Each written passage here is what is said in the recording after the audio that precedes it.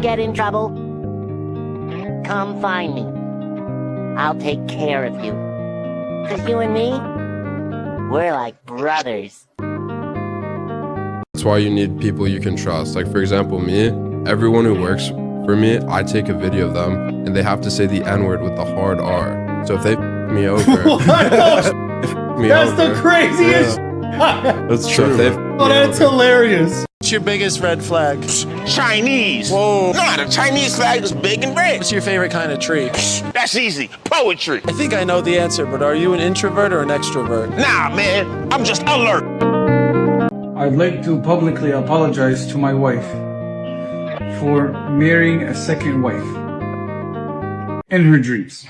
It really hurt her feelings, and I can't believe that I did such a thing like this to you in your dreams.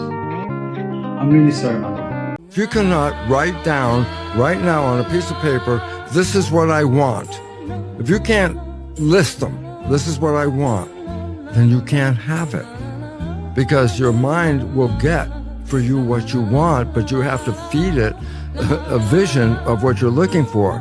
It's always interesting because the function of the mind is to make coherence between your belief and your reality. The latest research in neuroscience says you can change your brain just by thinking. So then as you begin to think about a new possibility, and your brain begins to fire in new sequences and new patterns and new combinations, and you begin to plan your behaviors, and you begin to review in your mind, mentally rehearse who you're going to be in your life.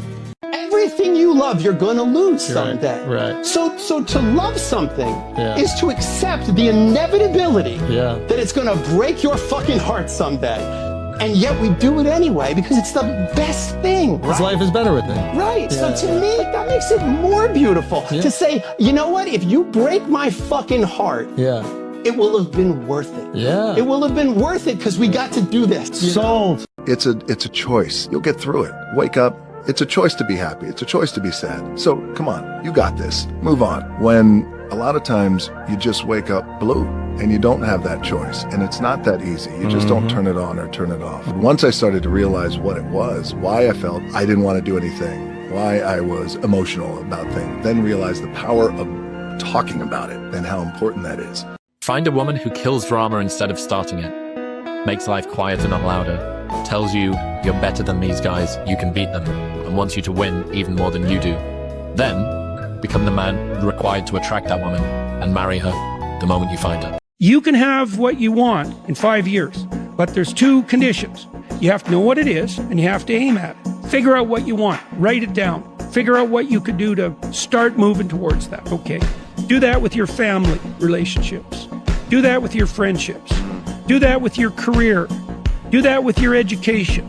Think about your misuse of alcohol and drugs and other things that might drag you down. Develop a vision, and you have to do that in dialogue with yourself, right? When I look at people's lives and I say, what makes people successful? I love wickedly smart people. I love intelligence. What I found is the number one ingredient is hunger. If somebody's got a hunger that doesn't go away, not a hunger to lose some weight for the summer, I'm talking about a hunger to be more, to do more, to create more, to become something. Anybody who has that component that's alive in them is going to succeed. And hunger, though, usually comes from not having things go so well. One characteristic emerged as a significant predictor of success. And it wasn't social intelligence, it wasn't good looks, physical health, and it wasn't IQ. It was grit. Grit is passion and perseverance for very long-term goals. Grit is having stamina. Grit is sticking with your future, day in, day out, not just for the week, not just for the month, but for years. People need to suffer. It is an actual requirement of life. This is the fiber, the DNA of love. Real love, true love, and perpetuity can't exist without suffering. It's impossible. We don't appreciate it. You have to have suffering. And suffering doesn't have to be looked at as a negative thing. It can be looked as a beautiful thing. It's where real love comes out of. Whenever you wake up in the morning, today is going to be a great day. You have to nudge your brain. We have a conscious mind, we have an unconscious mind, we have a self-image, and your subconscious is paying attention to the words that the conscious mind is saying. And so if you're like, oh, I don't want to get out of bed, today's going to be a bad day, you're going to have a bad day because you just programmed your subconscious mind to do that. But the truth is, it doesn't matter where you come from, what you have or don't have, what you lack, what you have too much of, but all you need to have is faith in God, an undying passion for what you do, or what you choose to do in this life, and a relentless drive and the will to do whatever it takes to be successful and whatever you put your mind to. Make sure you live in the moment every single day.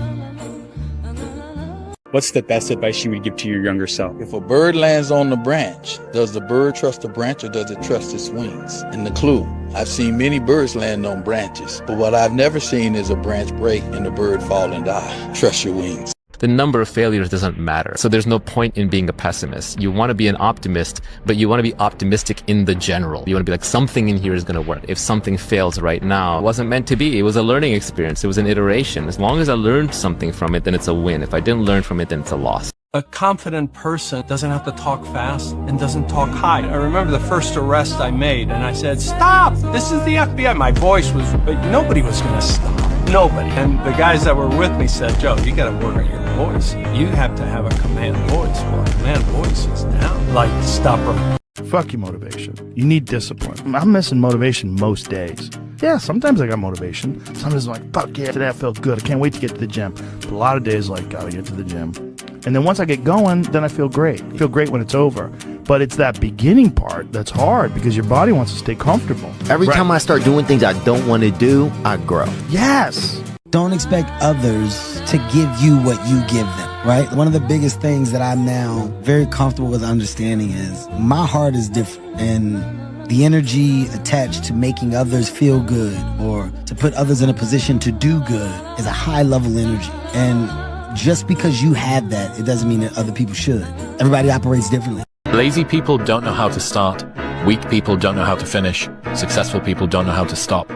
People demand success, but refuse to work weekends. People want opportunity, but won't talk to strangers. People claim ambition, but sleep in every day. We are the result of our actions, not our aspirations. If you find someone that makes your world go round and makes the world make sense to you, where you both look at the same thing and say, oh, you saw that too? I feel like I was the only one. And when you find that person, you should stop what you're doing. For me, the best thing that a partner can do is help you be the best version of yourself. What is the advice that you wish you'd gotten at my age that you didn't get? The most important thing is probably keep betting on yourself and bet again, and roll the dice and roll the dice. What happens as you get older is you realize that these opportunities were in front of you and you didn't jump for them. Why? You're in a bad mood or a call or so forth. You see, the underdog story is the realest story there is.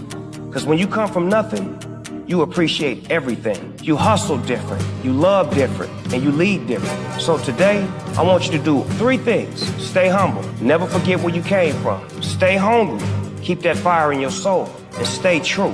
Always be real with yourself and the world.